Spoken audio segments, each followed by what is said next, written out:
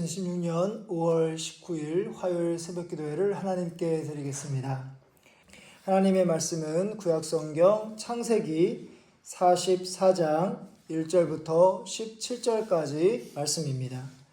구약성경 70면 창세기 44장 1절부터 17절까지 말씀입니다. 창세기 44장 1절부터 17절까지 말씀 한 절씩 교독하겠습니다.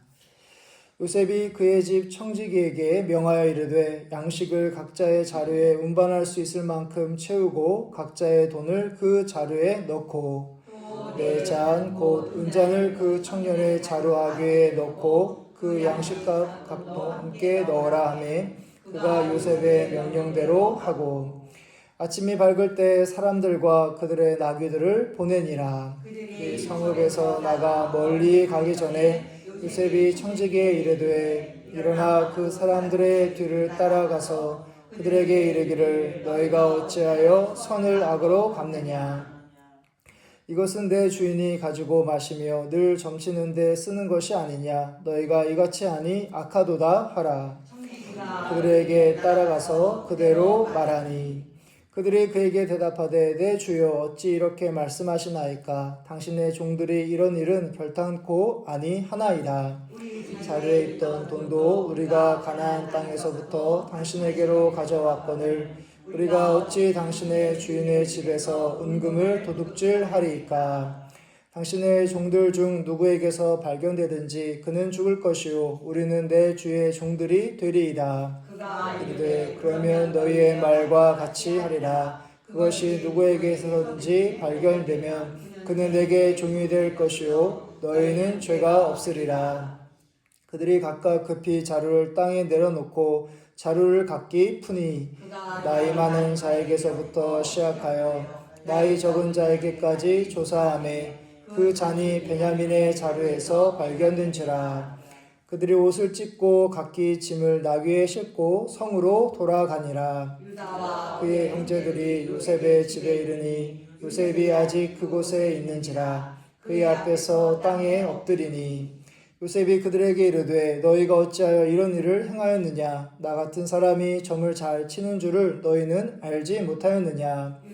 말하되 우리가 내 주께 무슨 말을 하오리까. 무슨 설명을 하오리까. 우리가 어떻게 우리의 정직함을 나타내리까. 하나님이 종들의 죄악을 찾아내셨으니 우리와 이 잔이 발견된 자가 다 내 주의 노예가 되겠나이다. 함께 읽겠습니다. 요셉이 이르되 내가 결코 그리하지 아니하리라. 잔이 그 손에서 발견된 자만 내 종이 되고 너희는 평안히 너희 아버지께로 도로 올라갈 것이니라. 아멘. 지난 주일 말씀에서 야곱의 허락으로 요셉의 형들은 베냐민을 데리고 곡식을 얻기 위해 애굽에 도착합니다. 그들은 지난번 곡식을 구입하기 위해 애굽에 왔다 돌아갔을 때 지불한 돈이 그대로 있던 일이 있었습니다.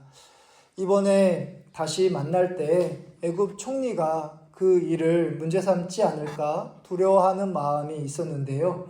다행히 예상과 달리 애굽 총리로부터 환대를 받습니다. 이제 오늘 말씀입니다. 오늘 말씀에서 요셉은 곡식을 갖고 돌아가는 형제들 중에 자신의 동생 베냐민의 곡식 자루 안에 자신의 은잔을 숨깁니다.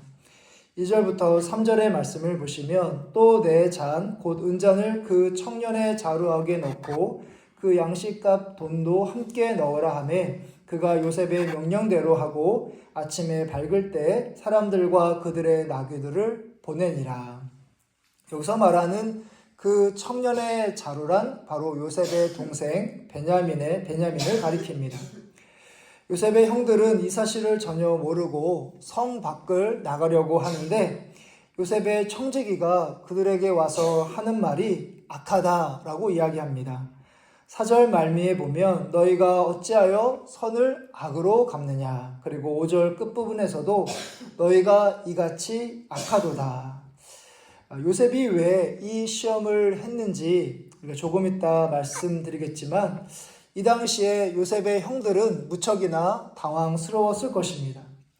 그들은 결코 은잔을 훔친 적이 없기 때문이죠. 당연히 억울했을 것입니다. 그러면서도 마음 한켠에는 지난날 자신들이 요셉에게 했던 그 행동을 돌아보는 기회가 되었을 것입니다. 아버지 야곱을 설득해서 어렵게 베냐민을 데리고 왔으니 이제 돈을 주고 곡식을 구해서 돌아가면 될 줄 알았는데 예기치 않은 은잔 이슈가 터지게 된 것이죠.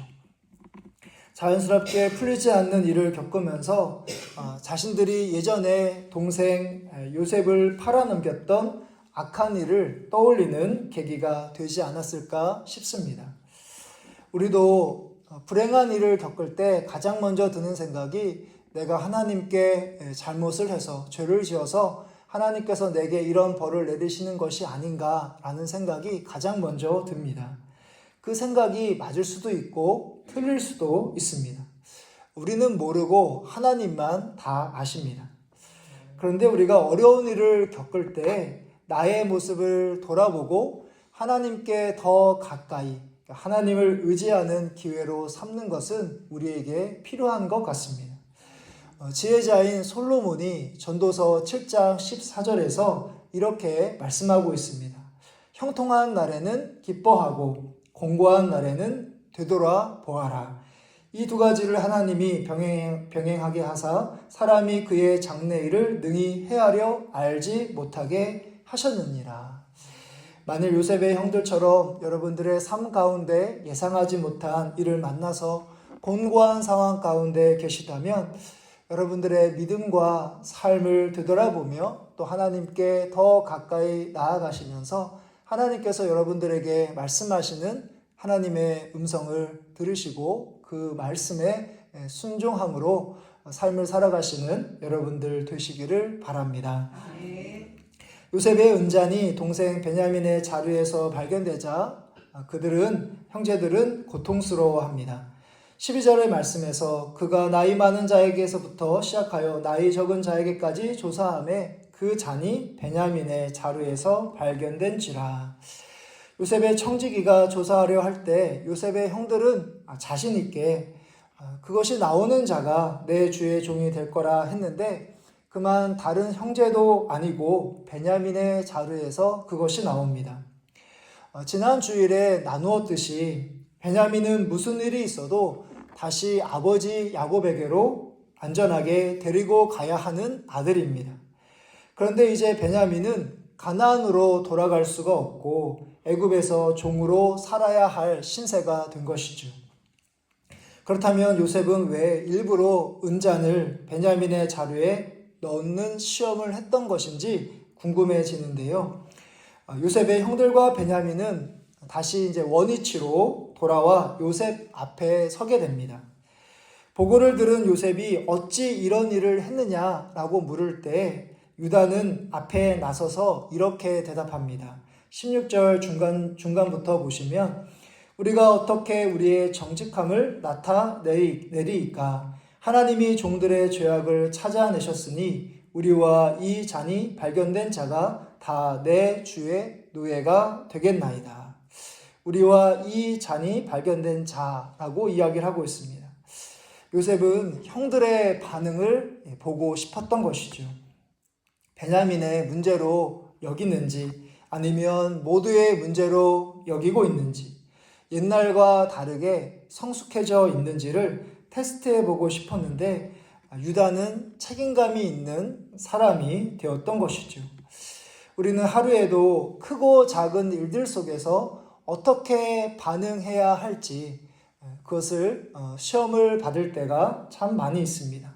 그때마다 내가 하고 싶은 대로 내 본능대로 그렇게 행하기보다는 그때 순간순간마다 하나님의 뜻과 하나님의 마음이 생각나서 하나님께서 기뻐하시는 말과 행동을 통해서 하나님께서 우리에게 주시는 시험을 통과하는 가운데 이전보다 점점 더 성숙해져 가시는 하나님의 사람들로 삶을 살아가시는 여러분들 되시기를 주님의 이름으로 축복합니다. 아멘. 하늘에 계신 우리 아버지여, 이름이 거룩히 여김을 받으시오며 나라의 마옵시며 뜻이 하늘에서 이루어진 것 같이 땅에서도 이루어지리이다. 오늘날 우리에게 일용할 양식을 주시옵고 우리가 우리에게 죄지은 자를 사하여 준 것 같이 우리 죄를 사하여 주시옵고 우리를 시험에 들게 하지 마시옵고 다만 악에서 구하시옵소서. 대개 나라와 권세와 영광이 아버지께 영원히 있사옵나이다. 아멘.